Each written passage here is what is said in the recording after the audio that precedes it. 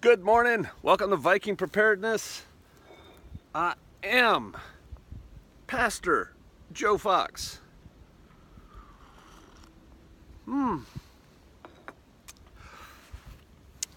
These are my rabbits. I guess this will serve as the intro. That little baby one's getting big.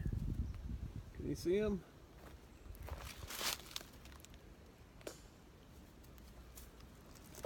I hope that turned out. Hey, I've been to many countries throughout the world. I've met people there, locals, natives. I've interacted with them, and I have often said that the country that is most like the United States, and really I'm gonna have to just start modifying that and saying the FS.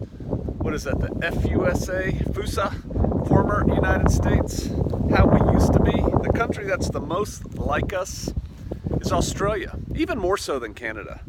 Australians, in my experience, have a laid back, informal attitude. They have a certain chip on their shoulder for authority. They don't kowtow as a group to people just because they're given titles and ranks and things like that. And it comes because of their past.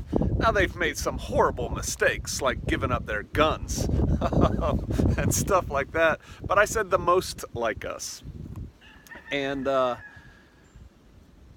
just read in the news today, oh, and they like dogs, right? They're dog people. Suka!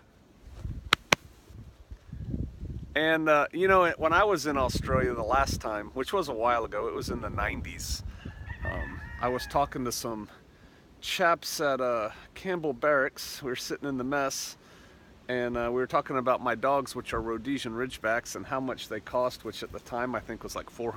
And they're like, what? And they got a newspaper, and the classified ads was just full of Rhodesian Ridgebacks for like 75 Australian a piece. And if I'd found that out a couple weeks earlier when I was there, I'd have made arrangements to buy a couple and ship them back on the airplane with me. But I didn't have time. I was literally waiting to go to the airport. Little side story there.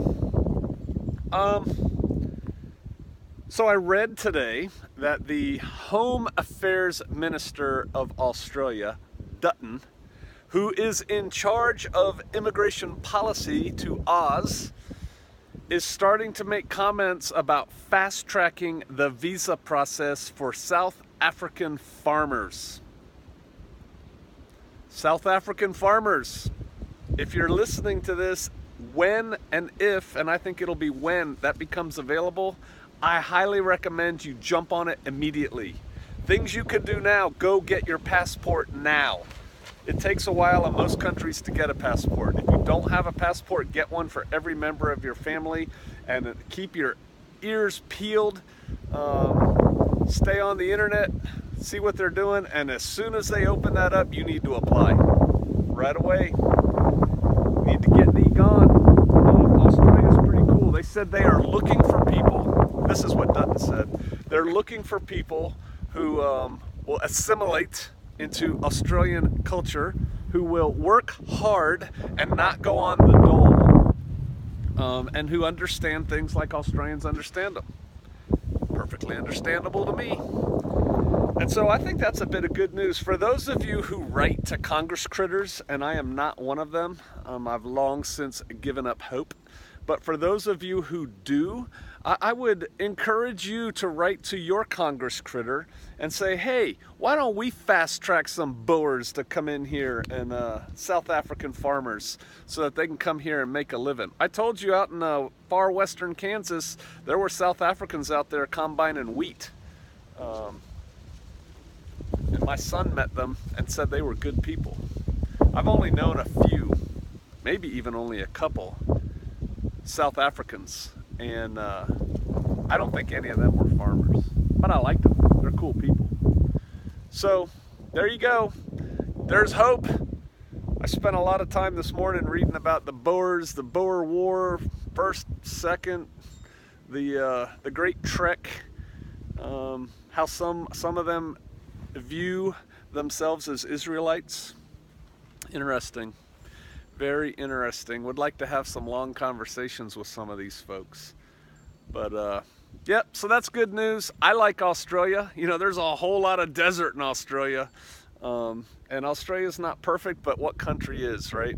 I think if you are a white South African farmer and this opportunity in fact does happen, man, I think you should jump on that like white on rice.